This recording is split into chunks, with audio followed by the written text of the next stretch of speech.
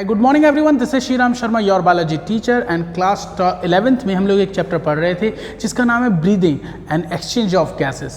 ठीक है ना। तो ये सारी चीज़ें हम पूरा चैप्टर कंप्लीट कर चुके हैं, बस उस चैप्टर का लास्ट पोर्शन है डिसऑर्डर्स। हमें डिसऑर्डर्स पढ़ने हैं, डिसऑर्डर्स के बाद ये चैप्टर आज फिनिश हो जाएगा। चलिए शुरू करते हैं। First one disorder is hypoxia. What is the mean of hypoxia? That is the deficiency of oxygen in our blood और टिश्यूज़। मतलब समझो, हमारी बॉडी में सेल्स को ऑक्सीजन प्रॉपर अमाउंट में नहीं मिल पा रही है, उसकी कमी है, उसकी डेफिशिएंसी है, तो इसे हम बोलेंगे हाइपोक्सिया। दूसरा, ब्लड में CO2 का लेवल बढ़ रहा है, हमारी सेल्स में CO2 का लेवल बढ़ रहा है, ठीक है, तो बोलेंगे हाइपरकैप्निया, मतलब एक्सेस CO2। नेक्स्ट है एस्फाइक्सिया।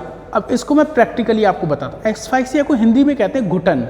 घुटन समझ रहे हो ना? अगर एक पिलो लो, पिलो मतलब तकिया, वो आपके मुंह पर मैं दबा दूँ, होता है ना मूवीज़ में पिलो रख के मर्डर करते हैं, तो अगर पिलो रख देंगे तो देखो क्या हो रहा है। जब पिलो रखोगे तो अंदर नई ऑक्सीजन नहीं आएगी, जब पिलो रखोगे तो नई ऑक्सीजन तो अंदर आएगी नहीं, मतलब ऑक्सीजन की कमी।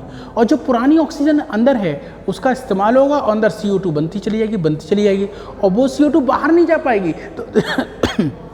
तो देखो, बॉडी के अंदर CO2 का लेवल बढ़ रहा है, ऑक्सीजन की कमी हो रही है, तो जब दोनों चीज़ें हो जाएं तो इसे एस्फाइक्सिया कहते हैं। मतलब hypoxia plus hypercapnia is equals to asphyxia. That mean deficiency of oxygen and excess of CO2 can cause asphyxia, मतलब घुटन।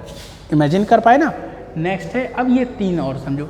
ब्रोंकाइटिस, देखो आपको याद हो रहा है, याद आ रहा होगा, ये ट्रैकिया होता था, फिर ब्रोंकाई होती थी, फिर ब्रोंकियोल्स होते थे, फिर एल्वोलाई होती थी।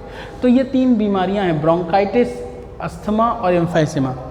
ये ब्रोंकाई में इन्फेक्शन है, ब्रोंकाई के नीचे क्या होता है? ब्रोंक्यूल्स। ये ब्रोंक्यूल्स में इन्फेक्शन है, ब्रोंक्यूल के नीचे क्या होता है? एल्वोलाई। तो ये एल्वोलाई में इन्फेक्शन है। कहाँ पे इन्फेक्शन है? एल्वोलाई में। ठीक है, सबके बारे में समझेंगे। सबसे पहले ब्रोंकाइटिस। ब्रोंकाइटिस में आपने देखा, आपने एक चीज़ देखी होगी, पंप होता है, जब सांस लेने में दिक्कत होती है तो ऐसे पंप का इस्तेमाल करते हैं, सांस आवाज़ आती है, यही बताऊँगा कौन सी, उसे बोलते हैं। ब्रोंकाइटिस में क्या होता है, जो ब्रोंकाई होती है उनमें इन्फेक्शन हो जाता है। इन्फेक्शन किस चीज़ का?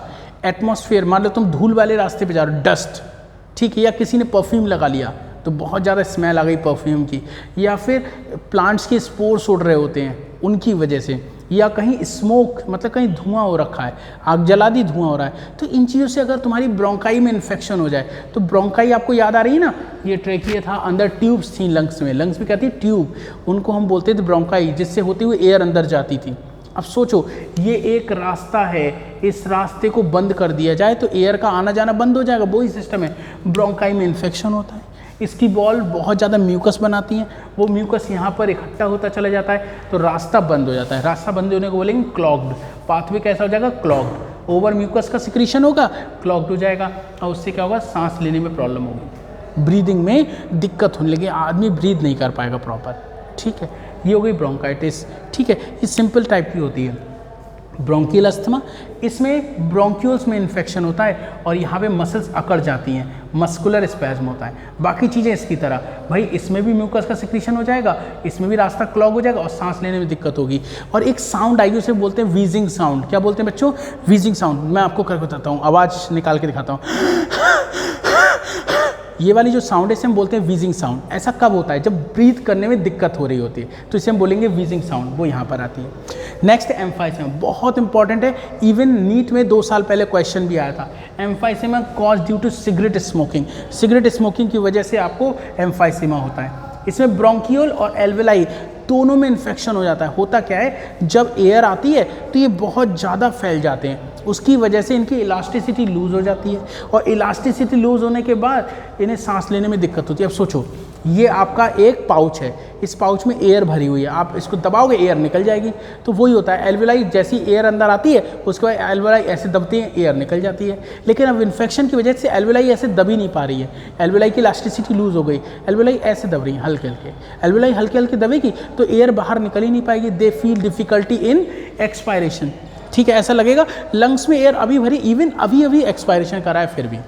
ठीक है, तो यहाँ पे एक्सपायरेशन और सिगरेट स्मोकिंग याद रखना है। यहाँ पे स्पाज्म ऑफ मसल, और मैंने जो वीजिंग साउंड बताई थी वो याद रखना है। कहाँ पर इन्फेक्शन होता है वो याद रखना है। ऐसे यहाँ पर इन्फेक्शन का हो रहा है और क्या होता है उसमें याद रखना है। और लास्ट इस चैप्टर का है डिसऑर्डर, ऑक्यूपेशन डिसऑर्डर। मतलब आपका ऑक्यूपेशन क्या है, आपने देखा होगा खदानें होती हैं, खान्स, माइंस आपने सुना होगा, माइंस आपने सुनी है, माइंस में ड्रिलिंग होती है। आपके घर में कभी ड्रिल मशीन से काम हुआ हो तो आप देखोगे ईंट जो होती है, ब्रिक होती है, उसका पूरे में धूल ही धूल हो जाती है ड्रिल मशीन से जब काम होता है।